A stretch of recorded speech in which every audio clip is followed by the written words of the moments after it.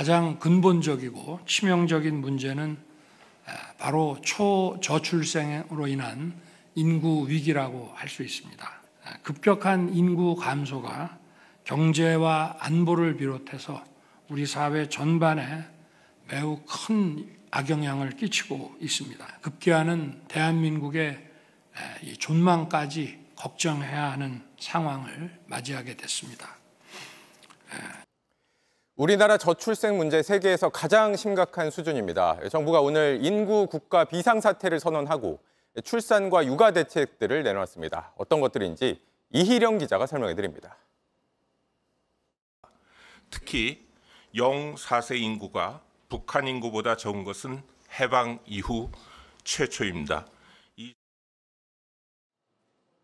저출생 문제의 심각성은 이미 여러 통계로 뒷받침되고 있습니다. 이런 상황을 해결하기 위해 정부가 내놓은 정책들을 짚어보겠습니다. 어린이집이 갑자기 휴원을 하거나 학교 방학 기간에 아이를 돌봐줄 사람이 없어도 육아휴직을 짧게 내기가 어려웠습니다. 앞으로 부모가 각각 1년에 한 번, 2주 정도씩 쓸 수 있는 단기 육아휴직 제도가 도입됩니다. 대상은 초등학교 2학년 이하 자녀를 둔 부모입니다. 그러나 일각에선 제도 도입은 반길만 하지만 실제로 쉽게 쓸 수 있겠냐는 목소리도 있었습니다. 육아휴직을 썼을 때 지금까지는 월 급여의 상한선이 150만 원이었습니다. 정부가 이 기준을 높이겠다고 했습니다. 첫 달부터 3개월까지는 최대 250만 원이고 이후엔 200만 원, 160만 원입니다. 다만 이 지원금은 고용보험에서 지급되기 때문에 구체적인 재원 마련 계획이 반드시 있어야 한다는 지적이 나옵니다. 아빠들 출산휴가는 10일을 2번으로 나눠 쓸 수 있었는데요. 이제 20일로 늘어나고 4번에 나눠서 쓸 수 있게 됩니다. 현재 육아 근로시간 단축 제도가 있긴 합니다. 하지만 동료 눈치가 보여서 못 쓴다는 분들이 많은데요. 다음 달부터 동료 업무 분담 지원금이 새로 생깁니다. 근로시간을 단축한 직원의 업무를 대신 맡은 동료에게 사업주가 보상을 했다면 정부가 이 사업주에게 월 20만 원을 주는 겁니다. 여성 한 명당 25회까지 지원되던 난임시술. 앞으로는 난임시술로 첫째 아이를 낳고 둘째 아이도 난임시술을 시도할 경우 25회가 추가로 지원됩니다. 출산당 25회 지원이 되는 겁니다.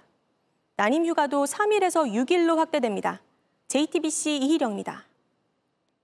그리고 또 이제 주거 대책을 좀 보면 신생아 우선 공급 물량을 이제 분양가 임대주택 공급할 때요. 기존 7만 가구에서 12만 가구로 늘린다고 합니다. 그러니까 공공주택 분야에서 이렇게 출생을 한 사람 가족에게 혜택을 늘려주는 건 좋은데 결국에 그렇게 되면 노인이나 저소득 가구, 그러니까 다른 공공주택의 혜택을 봐야 되는 다른 계층, 취약계층에게는 돌아갈 게 적어지는 거 아니냐. 그러니까 이거는 파이를 늘리지 않고 있는 파이에서 쪼개줘서 저출생 쪽으로 몰아주니까 다른 계층이 좀 불안하다 이런 목소리도 나오고 있습니다. 어떻게 평가하십니까? 굉장히 복잡한 질문이에요. 사실은 예. 지금 우리가 지금 요 추세에 약간 주목을 해야 되는데요. 문제 제기는 맞고요. 파이가 늘어나야 또 맞아요. 근데 사실은 지방에는 주거 문제가 이렇게 심각하진 않아요. 그러니까 지금 이 고민 자체도 수도권 중심으로 하는 고민이에요. 네. 어쨌든 정책이라고 하는 것이 자원의 재원이라는 것이 한정돼 있기 때문에 어떻게 분배하는 문제나 중요합니다. 네. 그런 차원에서 우리 여기 지금은 워낙 심각하니까 출산 쪽에 더 많은 포커스를 두겠다는 얘기라고 해석하면 되고요. 네. 마찬가지로 이와 더불어서 저는 이것보다 더 중요한 게 집값이 날이 내리는 게 더 중요하다고 생각을 해요. 네. 그런 거 없이 어떤 공급 물량으로 특정 어떤 소수의 사람들에게 들어가는 혜택만으로 문제가 완전 해결되기는 힘들다고 생각을 합니다. 그리고 이 문제가 왜 중요하냐면요. 지금 저출산에 대한 얘기가 너무 많아지면서 국민들이 약간 피로감을 느껴요. 그러면서 예전에는 심각하니까 나아야 되게 넘어가다가 점점 우리 재원이 쪼들어들고 있거든요. 그 살기 점점 힘들어지고 하면서 싱글세 논란 아시죠? 예를 들어서 결혼하고 아이를 낳는 사람들에게 그 세액 공제를 해주겠다는 거에 대해서 싱글은 왜 우리는 안 해줘? 이거 싱글세 아니야? 이런 식으로 나오거든요. 지금 이게 약간 복잡해지고 있어요. 이렇게 갈등 요소가 점점 많아지고 있기 때문에 여기에 대해서는 무조건 정부가 끌고 나간다라고 하는 것보다는 사회적 합의를 이루어주는 자세도 중요하다고 생각을 해요. 예. 우리는 아이를 낳고 키우는 것에 대해서 그리고 미래 세대에 대해서 지금 사회는 어떠한 양보를 할 수 있는가 이런 거에 대한 내용도 필요하고요. 그런 면에서 이거는 정책뿐만 아니라 정치의 영역이라고 생각하기도 해요. 예. 정치권의 책임도 필요하고요. 또한 하나는 모든 것을 지원의 정책으로만 해결하는 것이 아니라 일반 정책, 아까 처음에 얘기했던 입시 개혁이라든지 교육 개혁이라든지 우리 전반적인 부동산 정책이라든지 수도권 집중에 대한 해결 문제라든지 이런 일반 정책과 같이 보조를 맞춰 나가야지 혜택을 볼 수 있다고 생각합니다. 뭐든지 지원을 통해서만 해결하려고 하면은 이런 아까 말씀드렸던 사회적 논란들이 일어날 소지도 커요. 지금 유튜브 댓글로도 웰시코기님이 집값이 제일 큰 문제죠라고 하셨고 구도근님은 직장인들만 아이 낳는 거 아닌데 자영업자들은 어떻게 지원할 거냐 이런 말씀도 해주시고 계신데, 그러니까 정말 개개인이 처한 상황이 다 다르기 때문에 그들을 어떻게 다 맞춰줄 수 있는 건 아니고, 그러니까 상당히 좀 어려운 문제이긴 한데 그럼에도 불구하고 아까 말씀하신 부분에 제가 또 주목되는 건 지금 물론 이제 뭐 특정 지방 도시 같은 경우는 뭐 미분양도 날 정도로 주택이 모자라는 건 아니니까 거기에 그러면 좀 상대적으로 저렴한 수도권보다 저렴한 집을 구하고 거기서 안정적으로 직장 생활을 할 수 있는 그런 기반들이 다 갖춰진다면 자동적으로 또 조금 해결될 수 있는 부분이 있으니까 이거는 뭐 주택 문제, 부동산 문제, 지방 분권 문제 모든 게 다 결합되어 있는 문제라고 볼 수가 있겠네요. 네, 그렇습니다. 야, 쉽지 않은 문제입니다. 정부가 대책을 지금 제가 그래픽으로 보여드린 것도 일과 가정 양립, 주거, 결혼, 출산 이런 식으로 세 카테고리로 나눴는데 여기 물론 각각에 보면 뭐 청년이라고도 볼 수 있지만 청년이라는 카테고리를 따로 만들었어야 하는 거 아니냐라는 비판이 나오고 있습니다. 왜냐하면 지금 청년들이 출산은커녕 결혼조차도 어떤 미래 삶의 설계할 때 그냥 빼놓는 경우가 많거든요. 요새는 그냥 결혼도 필수가 아니라는 생각이 많이 있으니까 이런 맥락에서 어떤 출산율을 반등시키지 않고 숫자를 올리자 이런 것보다 근본적으로 청년들을 좀 보듬을 수 있는 정책을 해야 되는 거 아니냐. 네. 물론 직접적이지는 않을 수 있습니다만 네네. 굉장히 장기적일 수 있습니다만 그 부분에서 이번에 청년이 빠졌잖아요. 어떻게 보십니까? 이 문제 저출산 문제를 어떻게 보냐에 대한 프레임의 얘기랑도 연관된다고 보는데요. 네. 지금 여태까지 정책이 지원 정책 위주로 가다 보니까 이런 거에서 결혼을 안 해? 결혼 지원 정책 해줄게. 첫째를 안 낳아? 첫째 지원 정책. 둘째 지원 정책. 이런 식으로 나가거든요. 근데 이런 식으로 분절적으로 보여드리는 게 아니라 저는 지금 상황을 어떻게 보냐면은 청년들의 생애 과정 이행 자체가 지금 멈춰 있는 것 같아요. 청년들이 좋은 직장, 괜찮은 직장을 갖고 부모로부터 독립을 하고 그다음에 연애로 짝을 찾고 그다음에 가족을 이루고 아이를 낳고 키우고 둘째를 낳고 이러한 과정들이 지금 멈춰 있습니다.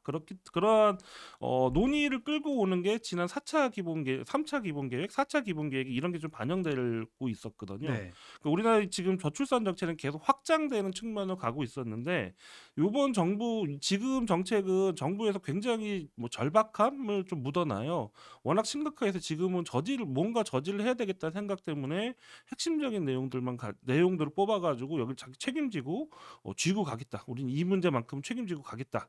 그러한 얘기 추조로 가고 있어. 그러다 보니까 이게 놓쳐진 거죠. 많이 아쉽긴 합니다. 그리고 이제 청년이라는 것이 독립을 하고 그다음에 주거비 마련이라는 이런 일자리를 좋은 가져오면서 준비가 돼야지 다시 혼인이라든지 이런 생애과정 이행으로 가는데 이 부분을 완전히 이 부분이 빠졌다는 것은 굉장히 섭섭한 부분도 많아요. 근데 네. 한편으로 정부 입장에서는 저는 정부를 지난 정부도 이번 정부 저출산 정책 굉장히 세게 공격하는 사람인데 예. 지금은 좀 한 템포를 좀 늦춰보는 게 어떤가 싶어요. 워낙 놓쳐야 된다. 워낙 심각한 상황이 좀 뭘 해보겠다는데 한계는 워낙 많습니다. 네. 그렇지만은 지금 한정된 자원 가지고 뭔가 집중적으로 해야 된다는 문제 의식을 했다면은 지금은 한 템포를 우선 봐주는 게 어떨까라는 생각이 들고요. 아쉬움은 많지만은 이거는 다른 문제. 지금은 정책 방안들만 냈는데 예.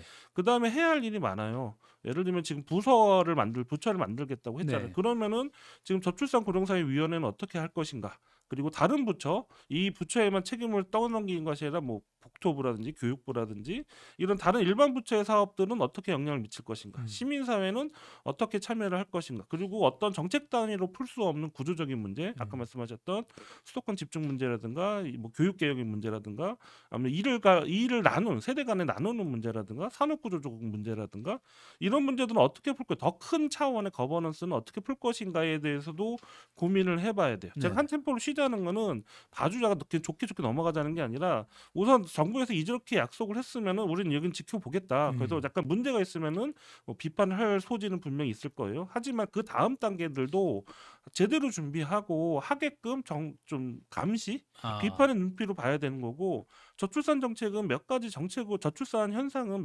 굉장히 구조적인 문제가 오랫동안 누적돼서 쌓아온 문제이기 때문에 몇 가지 문제, 몇 가지 특단의 조치로 해결할 수 있다는 믿음 자체가 잘못된 거예요.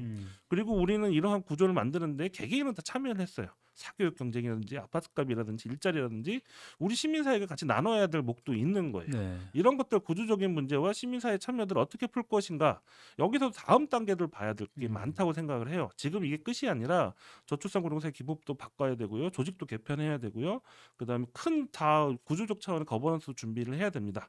이런 거 어떻게 준비해야 될지 좀 굉장히 좀 꼼꼼히 보셔야 되고, 여기에 대해서 정치권의 책임도 분명히 물어야 될 것 같습니다. 예.